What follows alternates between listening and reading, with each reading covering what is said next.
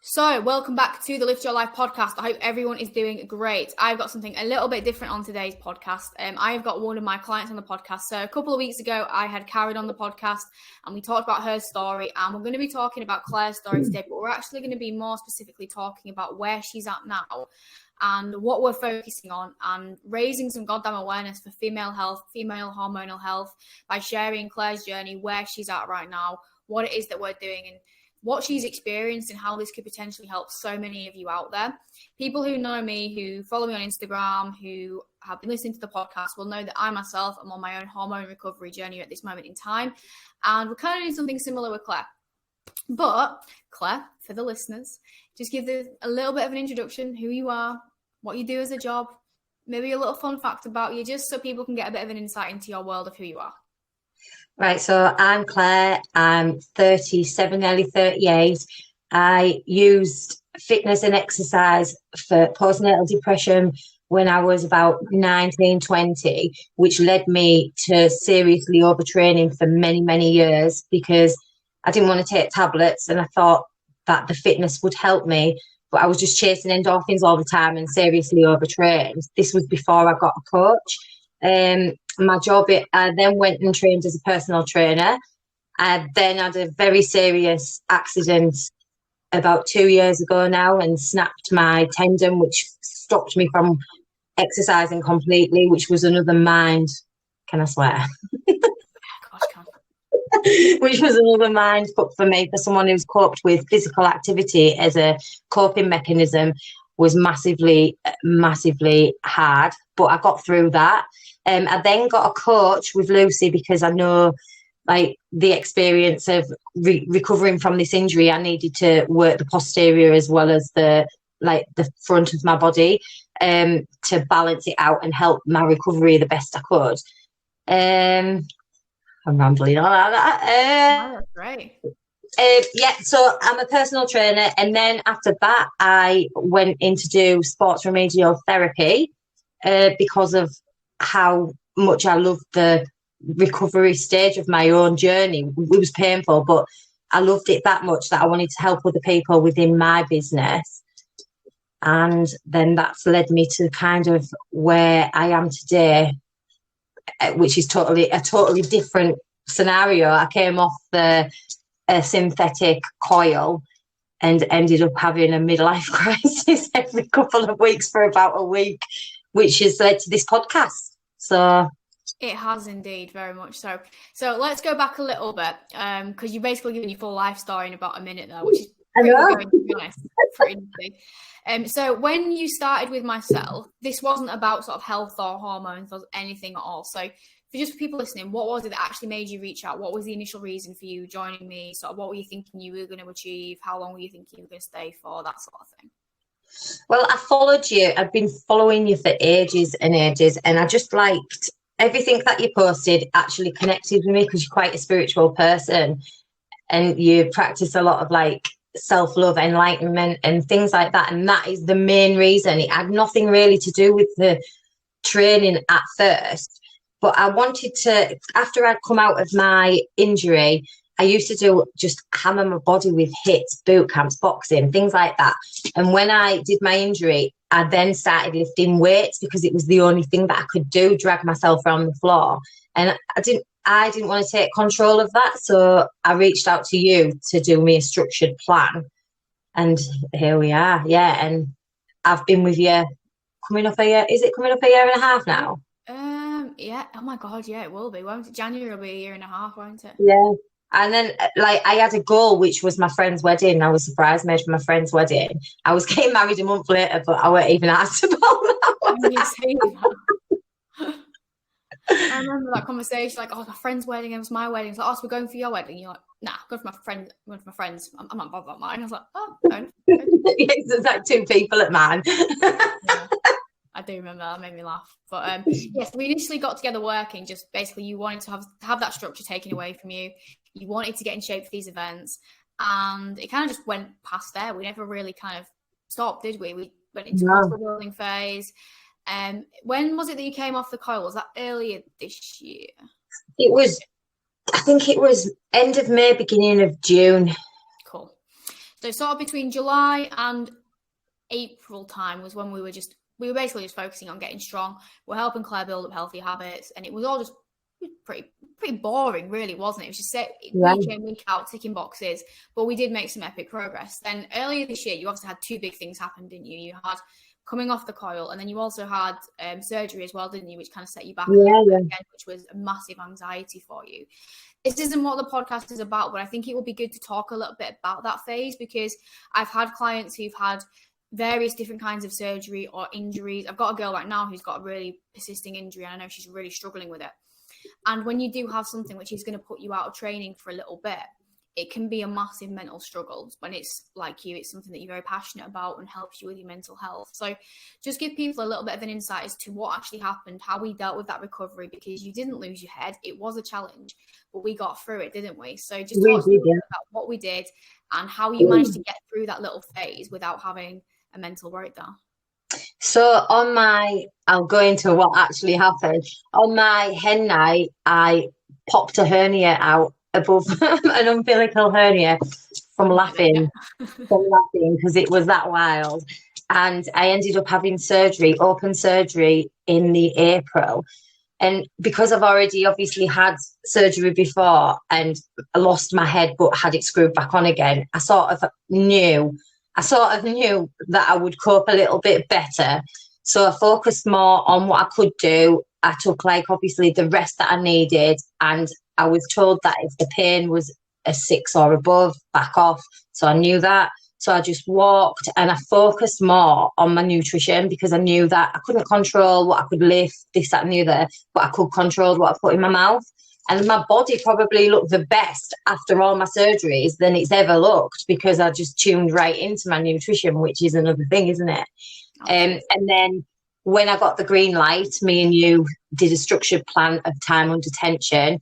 And by God, and I said to you, that's what I've done with my plan now. I've stripped it right back, because I feel like a broken woman because of the time under tension with lighter weights. Do not be fooled by that, people. There is a way around. So you can still train. There is still a plan where you can tear your muscles and rip and repair while you're recovering. And in all honesty, you recover quicker. You just need to listen and trust your coach. Yeah, so it comes down to just focusing on what you can actually control. And this, when people are in these situations, they get in the head of, oh, I can't train, I can't do this. And it's like, well, if you're just thinking about what you can't do, you're going to be in an absolute negative headspace. But there was so much you could still move your body. You could still focus on nutrition. You know, it's temporary as well. When it's an injury or when it's a recovering from a surgery, it's recovery. So you are going to get back to where you were. So it's just focusing on that period of time and going, well, that time is going to pass, isn't it? Those 6 weeks, 12 weeks, whatever it is going to be there. Do you just sit and cry every day? Or do you just make the best of a bad situation and learn? You know, you learn more about nutrition. You learn more about different ways that you could train to and enjoy it and actually progress really well with it. So it was actually a really productive time. It maybe wasn't what you want. Well, no one wants to pop a hernia and have open surgery, let's be real. But you learn so much from it. So I think that I'm thankful. I mean, this sounds really crazy of me to say this, but I'm thankful of my injuries, because it's made me address my whole life, really. I used to overtrain. I don't overtrain anymore. Do you know what I mean? I know when to back off. I know, and it's these situations that actually make you sit down and think your whole what you've been doing with your whole life. Do you know what I mean? So yeah. I'm blessed and I feel thankful for the injuries and the surgeries that I've had, because it's helped me where I am now, kind of thing. Absolutely. And that's always the mindset I think you need to have with anything that goes quote unquote wrong in life, is you can learn and grow from it. There is an opportunity for learning and self-growth and self-development if you choose to find it. Like before Claire's surgery, one of the things that, oh my God, I used to grind my gears every check-in, is she would be complaining about DOMs from hell and always aching and always not recovering. I'm like, Claire, you need to stop doing this. You need to just chill out more. And she's like, nah, but I love training. And obviously when she had this surgery, she had to stop. And then all of a sudden in her check-ins, it wasn't like, I'm making like a bitch. I was like, thank the Lord. But it did teach her just to back off a little bit. And like you said, your body actually looked better for it, because you're not just overtraining it and overstimulating it and inflammation all the time. You're recovering a lot better. You can train better. You can still train hard. So you've managed to learn from that process. So yeah, always a positive from a negative. And that's, again, kind of what's led us on to this podcast, isn't it? That we've both gone through some sort of hormonal struggles as females. And I'm pretty confident, to be honest. I think I'm going to say that 100% of the audience listening to this are females. If there are any males listening, please make yourself known. Because it'd be interesting to know, but I'm pretty sure you're all females. Will have had some level of hormonal struggle in your life, whether you kind of realize it or not. You will have been told to go on the pill. You've maybe tried to get pregnant. You've maybe lost your periods, had heavy periods, whatever it is. And we just wanted to shed some light onto what is normal, and just kind of basically raise some more self-awareness for your own hormonal health, because you don't get taught about it in school properly. You don't get told about it through your GP when you're actually going onto a contraceptive or what have you. You just get fobbed off a little bit, and it's our bodies. And I don't think people understand how much of an impact these things do actually have on you as a person and your body. So it's not about us saying we're pro this or pro that. It's just to raise some awareness and share what we've experienced to help you guys out, and maybe question yourself a little bit, and maybe better your own mental and physical health. So I've shared my story on the YouTube, and I will be sharing it on the YouTube and on various podcasts. So I'm not really going to be talking about myself today. Otherwise, I want to have Claire on. Just do it on my own. We want to talk about Claire's side of the story. So talk to people about your experience with sort of, when did you start on a contraceptive? What made you come off, and kind of what's happened since you have come off? Right, so I went on the contraceptive from a very young age, about 13, because when I started my periods, they were very heavy. So my mum obviously took me to the doctors, and I think there'll have been another bit of a reason in her head as well why she took me.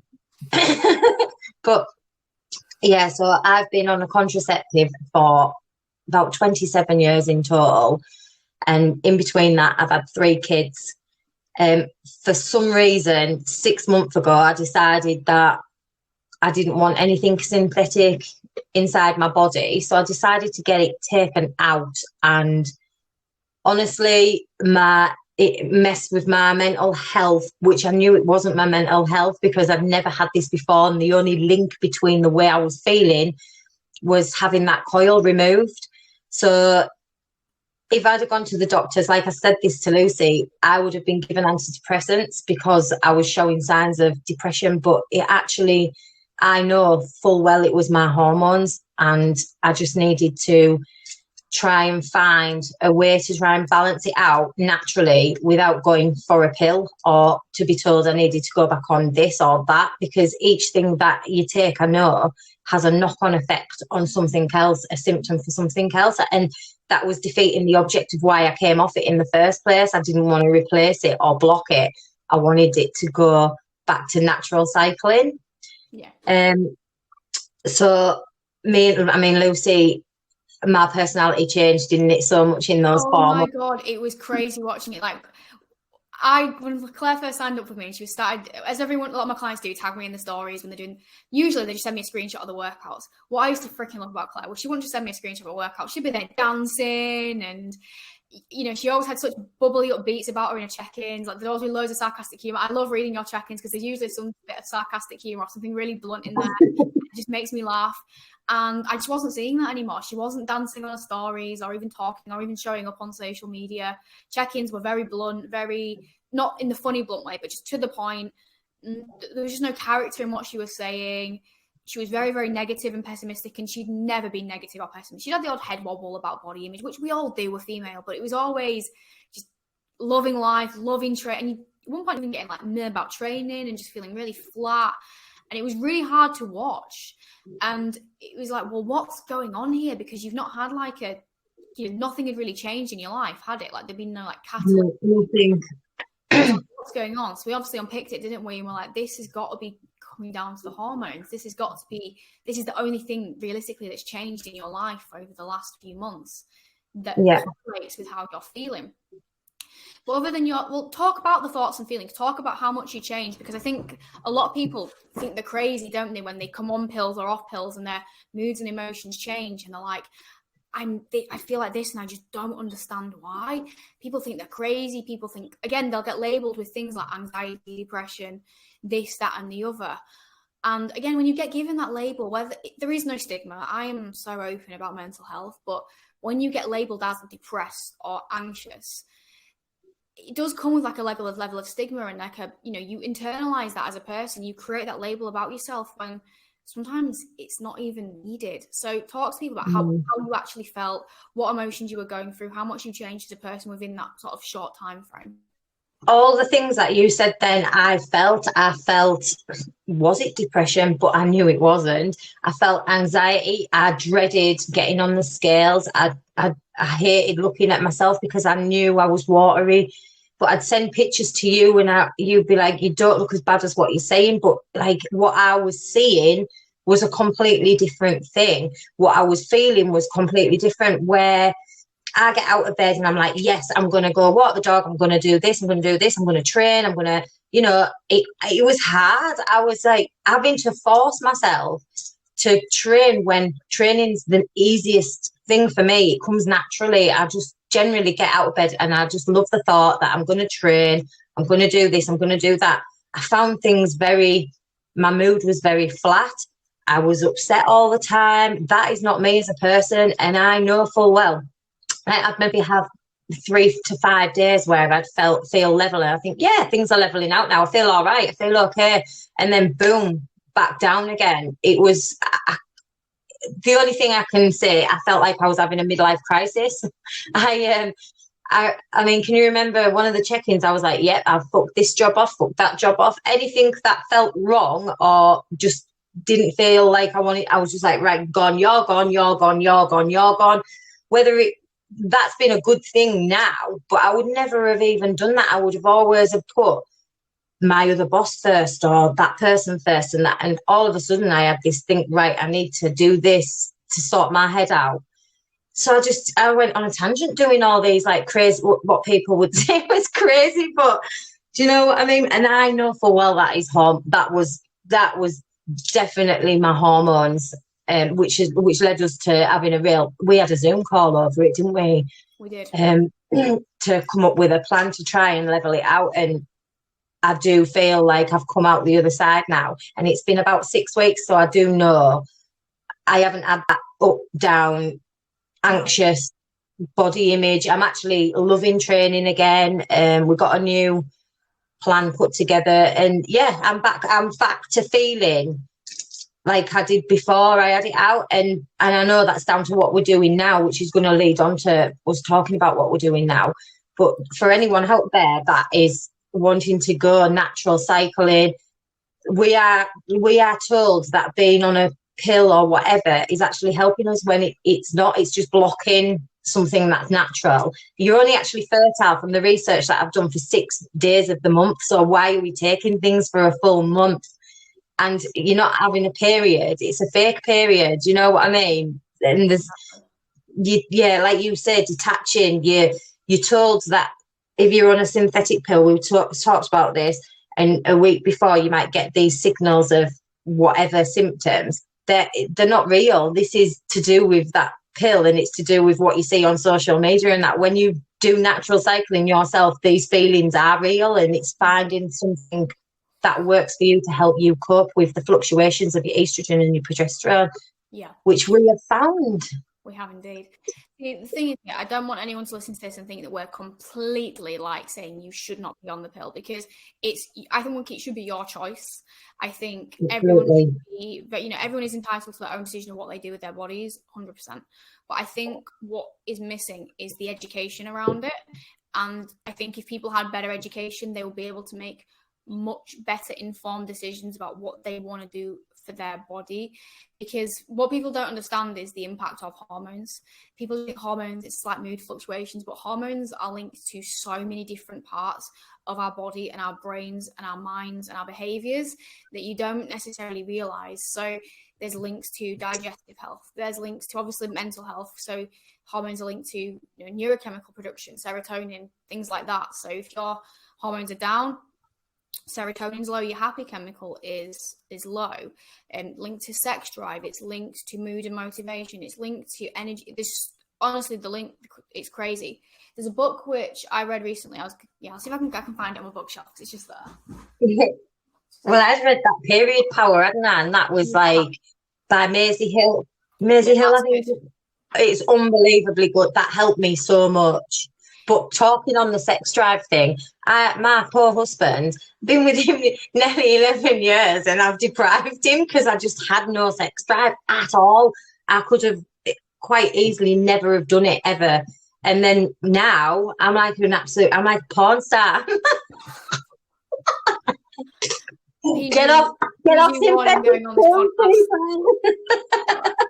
But yeah, the book I was going to recommend, it is quite biased, I will say that out there, but just in terms of actually getting a really good understanding of how much the pill will impact you as a person, all of the different things it can change. This book here, How the Pill Changed Everything, by Dr. Sarah Hill, it is incredible. I read it because I made the decision to come off the pill to try and obviously regulate my own hormones, because mine was just paper. Being told to go on the pill for me was a paper over the cracks of the issue. And reading this was very, very, very insightful. And I do think this sort of information should be given more avidly and be more made available, because it does change and can change so much about you as a person. You know, if it's changing things that are going on in your brain chemistry, that is changing you as a person, you know? So just do some research. And this is not saying come off it straight after listening to this podcast. But if you are dubious about it, I would just go and do some reading, because it's very, very powerful what it can do to your body. So off the topic of that, obviously, Claire was having this midlife crisis. We were talking about the fact that it's probably sort of hormonal. And I was saying to her, look, well, I can't fix the issue in the respect of your hormones are going to take a little bit of time to just regulate, which is very, very normal after coming off a hormonal contraceptive. You know, your body is not just going to go from synthetic hormones, because this is the thing, when you get given these pills and what have you, they're not real. They're basically chemical versions which are made to be as close to the real version as possible. They're given to you, they're put in your body, they stop the production of the natural hormones. So once they cease and then your natural production kickstarts, it doesn't just kickstart like straight away and just go back to being normal. It takes time to regulate, and that regulation period can take months for people. But obviously Claire was really struggling. It wasn't just a case of her periods were a bit irregular or rather a bit heavy. It was that she was not in a good place. So I was like, right, let's throw all the cards we can at the table. I'm going to bring everything together that I have learned and studied myself in regards to hormonal health, and we're going to implement that into your program. We're going to change things for the next few months to put hormonal health, mental health, physical health at the absolute forefront of what it is that we're doing right now. This isn't to say that we won't go back to, you know, focusing on physique, because if we were cutting at that point originally, weren't we? We were trying to go into a bit of a summer shred, weren't we? That was kind of, I'm going to say that in inverted commas, because I don't feel think I'm about that life, because I'm not about the summer shreds all the time. No, Claire wanted to just look a little bit shit hot for summer, as most people do. But we were really struggling, weren't we? Your adherence, because of how your moods were, you just couldn't do it, could you? My body just wasn't responding either. It was just because I was so stressed and overthinking, with my thoughts and feelings, that overtook everything. And I just think that my stress levels and cortisol must have been through the roof. Yeah. You could see you were really inflamed. It was just painful trying to do it, wasn't it? Because it was just like fighting against the tide. It was like, we're trying to do this, and it's just not the right thing right now for you. It's just not working. So we took a bit of a step back, didn't we? We said, right, let's take the onus off physique for now. Because we can get back to that. You know, there's nothing to say we can't. If we can get your hormone cycle much more regulated and you're feeling happier and better and less stressed, your body's going to adapt a lot better to that anyway, and you are going to look and feel better for it as a byproduct. And once things are regulated, then we can map out from a physique perspective, well, where do we want to take things? Are we building? Are we dieting? What are we doing? But for now, let's optimize health, then come to that.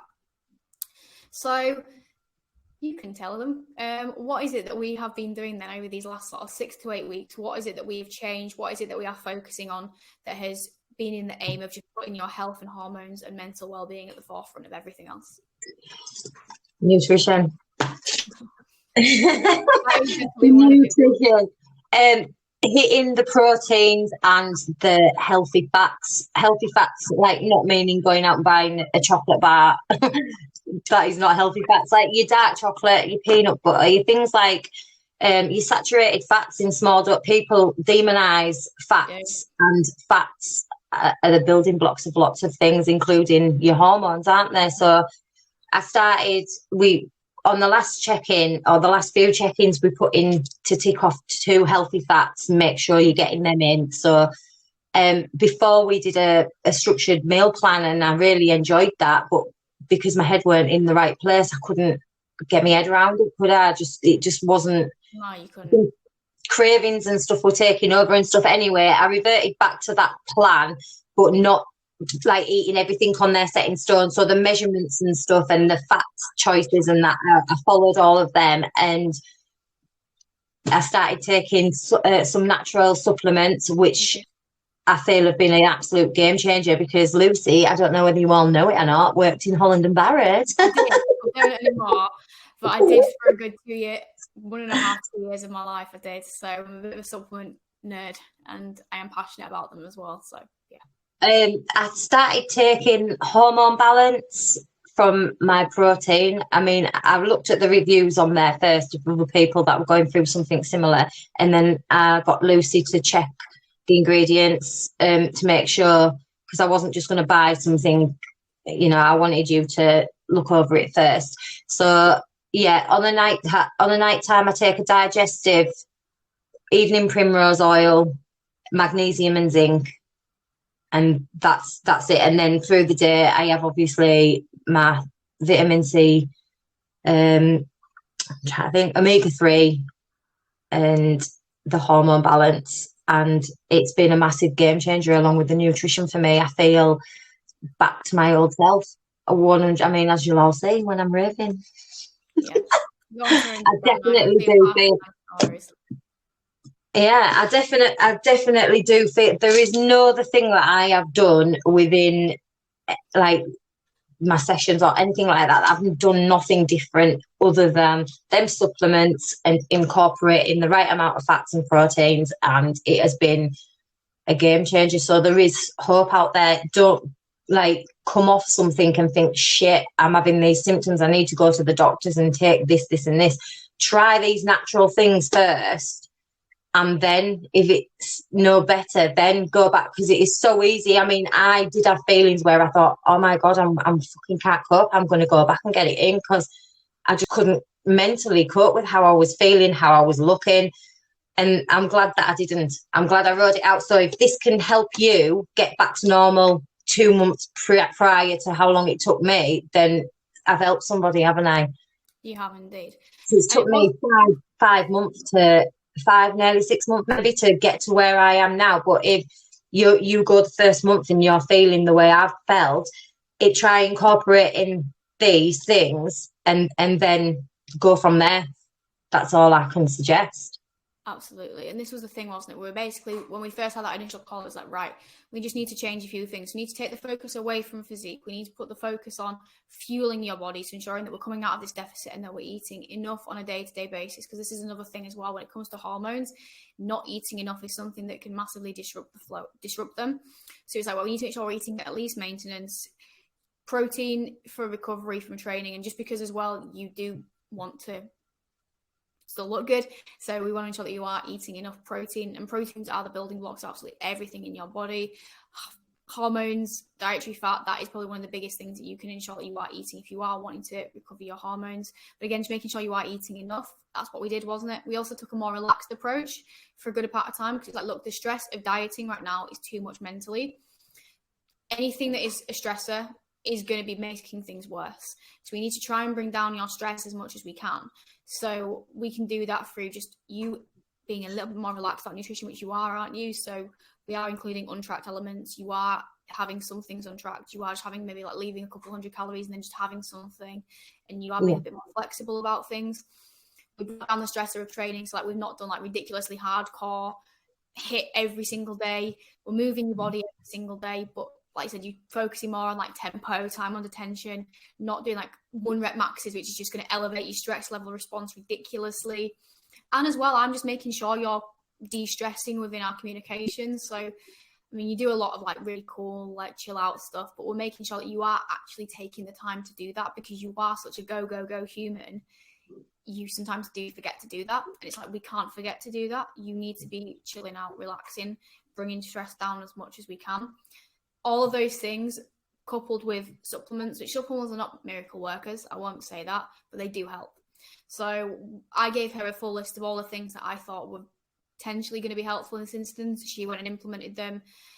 And I think all of that coupled with just time as well, because I'm not going to say that everything I've done has just been like Harry Potter, wave a wand, it's fixed. You do need to give time once you've come off a hormonal contraceptive to recover. But if you do your best to optimize things to allow your body to recover, which Claire has done, you know, those few months we weren't seeing any progress, were we? It was just everything week on week, same. And then the last sort of few weeks, it has just been this like complete U-turn, hasn't it? And it is like having you back, and it's lovely for me to see, because obviously it was really hard to read those comments. But what that's going to allow Claire to do is not just be happier day to day, but what that means is from a physical perspective or fitness goals perspective, however you want to label it, she can now be in a position where she is actually able to make those changes better to her body, because she's in a much better place physically and mentally to do so. I think it's being kind to yourself as well. Like the past few weeks, if I thought, oh, you're looking a bit watery today, I'll look for something that's positive within my physique and be like, yeah, maybe I look a bit bloated here, but look at these quads, or, you know, like what we've talked about. And I know as well that sometimes ticking my boxes was so hard, but then when we had that call, and sometimes, I mean, like last night I got in from work and I just thought, I really don't feel like I could lift heavy tonight. So I got my cardio out the way instead, and I'm doing my training today. Whereas before I would be anxious and I would need to get that workout done on this day. Very OCD with my workouts, and it stopped me from being like that. I acknowledge my feelings. I think, right, I can't do that, but I can do this. It's shorter time, and then I can be with my family kind of thing. I've got the full day today, so I can do my... It's like working around things. You don't have to, right, you've got 4 days of training, lifting. You don't have to do it Monday, Tuesday, rest Wednesday, Thursday, Friday. You can switch and stuff going on with your day, what you're feeling and stuff. It doesn't have to be regimental. Like some people say, oh, regimental is the way. It's not the way for people that are dealing with hormones and, you know, like depression or whatever. You've got to... Any movement is movement. It doesn't matter whether you're getting that weight session in or getting a bit of cardio in, because after either you're going to feel better. And it's just adapting, like thinking different, like around that. Whereas before I never did that. I was very regimental with my training, and I would kick myself if I didn't get it in and be anxious. If I went away with my husband, I'd be like, oh my God, I need to find a gym. I aren't like that now.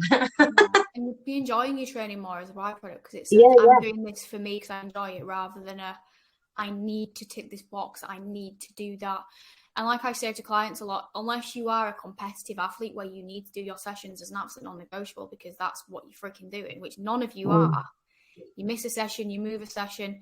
Like I had someone the other day in their check-in say, like, I asked if they did all the training sessions, and they went, no, I didn't, but I did go on a really long walk on the Sunday because mentally I just needed that long walk. I'm like, well, that's amazing, because you still moved your body and you've actually put your mental and physical well-being at your forefront. So that's a win. That's better than you forcing yourself to go and do that training session when you would have just half-assed it and dragged yourself through it. You've done what was right for you.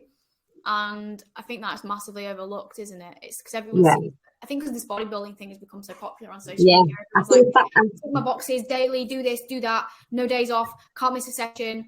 And it's like, you can miss a session if physically and mentally that is the best thing for you on that given circumstance. Not every week, but on certain weeks and on certain occasions, if that decision is going to be better for you mentally and physically, freaking go for it. Yeah, exactly. People are too, I think they look at Instagram and they see all these people and they like want to look like that, but to look like that, like it's not a happy place for them. I mean, you've seen G and like all the people that are cutting, and they're very real, and they'll post exactly how they're feeling, but a lot don't, do they? Do you know what I mean? And I think they need to be 100% real if they're going to post the story of their bodybuilding and whatever, to make people like, do I actually really want to feel or look like that? Yeah. Is it worth these feelings? Because probably the feelings that I was going through were probably pretty much the same as what someone who was in a very deep cut for bodybuilding was going through. Exactly. And I think even when you see that, but you see them still pushing through, don't you, on the bad days, remember that you're not prepping for a show. So if you're having a bad day, bad health day, bad mental health day, just accept that it's okay to have a bad day and not push yourself through it and think that you're a failure for doing that, because you're not in any way, No. shape, or form. And I'd never want any of you guys to think that you are a failure because you've missed a session, because you decided to go for a walk for your mental health, or you were that exhausted, the thought of it was making you want to cry. It's like, don't go do it then. Just have a night in, chill out, rest, recharge. You'll feel better for it. So you know I'm big on health. Like, and again, this is kind of one of the reasons I wanted to do this podcast, to share the awareness of health is super important when it comes to health and fitness goals. It isn't just about your physique. It isn't just about how many pounds you drop. All of that's great, but if your health, whether it's hormonal health or another physical ailment, isn't there, it's not worth it. And you're not going to be happy. You know, you could look shit hot, but if you don't feel good, it's not worth it. Yeah, exactly. I think there is a lot of people probably go with you for more the well-being, because that's what attracted me to you in the first place, was your outlook on stuff is very self-love. Like it's the training's there, to get you where you want, but it's beyond that, and that's what's the difference between you and anyone else's coaching. If they're with you, whoever's with your coaching will understand what I'm saying, but I've never seen anyone sharing the stories like the way your outlook, if that makes sense. And your outlook is very, very similar, very identical anyway to mine. So if you're wanting a coach, she goes. I cannot recommend Lucy. Honestly, 100%. No, nothing is too much. Like, I mean, I've been like this with my training and stuff, and I just message you, you're one message away, and straight away I say, oh, I'm really sorry. And you're like, stop being sorry, that's what I'm here for. Do you know what I mean? And we always find a solution. There's never nothing that's too much for you. So, if you're on the fence about joining a group, a cult, and you're suffering more with the well-being mental side of it, Lucy and Laura are your women. I think everyone was sold until you up Colton, and then like, whoa, what am I signing up for? We'll just say cult because you're a white witch. Again, you're selling my services massively there. I do love it. I've been called worse things, so I'll take that. Just to finish up this podcast then, I just want to kind of finish on a message that I want you to get out there to people who maybe are on a contraceptive pill, have maybe been considering coming off, who maybe have come off, who are going on a bit of a whirlwind, thinking they're mad, thinking they're crazy. What advice would you give to someone in that situation? Where would you ask them to, where could they go for help? What do you think they should do? I don't want anyone who's listened to this think this is great, this is me, but now I'm lost. What would you, think about you a few months ago, what advice would you give to yourself? Message, lift your life, Lucy. No, I honestly, all the things that I recommended, like in the beginning when we were on about the supplements, go down a more natural route. If you're on the fence and you are wanting to come off, then clearly you're wanting to come off it, but you're scared of what your body's going to do. If you get like the supplements there ready and start eating like the dietary fats and proteins and stuff right from the get-go, you might not even get these things. Everybody's individual and everybody's body's different depending on how long you've been on it or whatever. But I recommend, if you are on the fence of getting it out or getting off the pill or whatever, go for it, because I feel like I know my own body now, and I think we need to be taught like about natural cycling more. I think, yeah, definitely that's the advice I would give. And obviously get a coach like Lucy or someone who can I'm actually, that's what I would recommend. I'm not just saying that, Lucy. I really, because you can't, when you sort of there, you haven't got a coach or you've got nobody to talk to about it. Do you know what I mean? How do you get through it? Like I had you. And we got a plan, and now my plan can help other people. So that's the advice. Sure. Bits of advice I would give as well is to do your own research as well, because what you get told at a medical level or at school is not enough, and it's not the full picture. I have my own skepticisms about why it's not the full picture, but I don't want to get political in this podcast, so we'll leave that one. But I would definitely go and do some reading and listen to some podcasts. So 3 books. Well, the 2 main books for myself that I would recommend based off my own reading that's really helped me to understand periods and contraceptions and what's normal, what's not, what you can expect normally and not, is this one. And then another one, I don't actually have a physical copy, but I've read the digital version, is that's really good, that I can't remember its name. Period Power? No, it's not Period Power. It is... Oh, I'm going to have to Google it because it's going to really annoy me. Bear with me. I know the name of the author, but I don't know the name of the book. Hormone Repair Manual. Period Repair Manual. That's what it's called. Hormone Repair Manual is the one for the menopause. If any of you older ladies are struggling, I'd go read that one. But Period Repair Manual by Lara Biden. I need to actually get a physical copy because it's brilliant. Probably do that after this podcast. It's fantastic. So I would definitely go and get one of those copies of those books, buy £8 on Amazon, and just learn, because that will give you so much more insight into what is actually going on, and then you can make your own informed decisions and actually understand your own body better. Like, understand maybe why are you having this symptom, why are you having this side effect, why is this happening, why is that not happening? That's the best way to do it. And then I do think after, if you were having issues for a prolonged period of time, honestly, from my own personal experience, don't reach out to your GP, because like Claire said, they will probably just, it's textbook, they probably will just throw you on something, paper over the cracks, not solve an issue.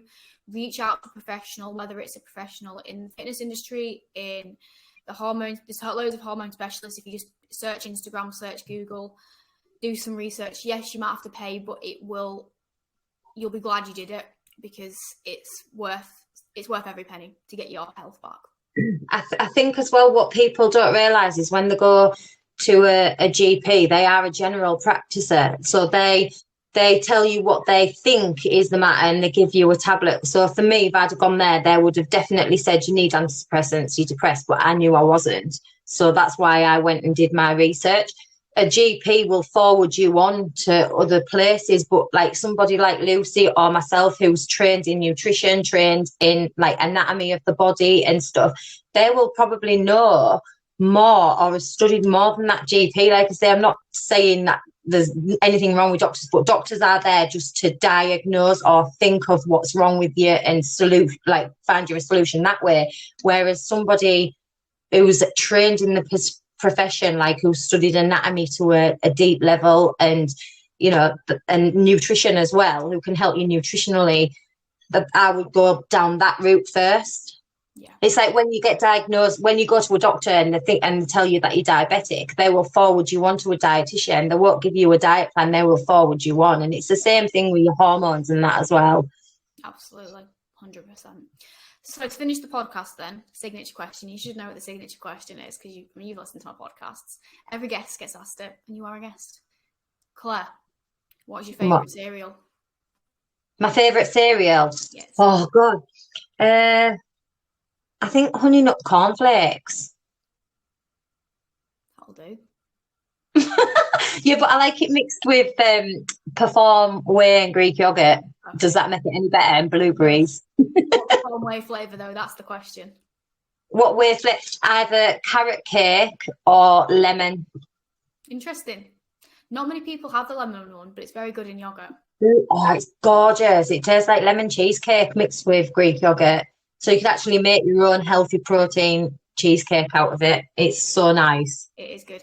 I do like it, but it only works in yogurt. It's not as nice in like oats and stuff. So no, but it's nice like mixed if you just had it over your cereal, over your Honey Nut Cornflakes. Yes, Yes, it is. I agree with you on that one. But thank you so much for your time, Claire. What I will do as well is I will leave Claire's Instagram in the show notes. So if you do want to reach out to her about what she's been going through, any questions, I'm sure she'll be happy just to chat about you with it in the DMs and stuff. Don't harass her, but if you've got a genuine question. Claire. And thank you so much for your time, Claire. Thank you everyone who has listened. Well, and I will see you on next week's episode.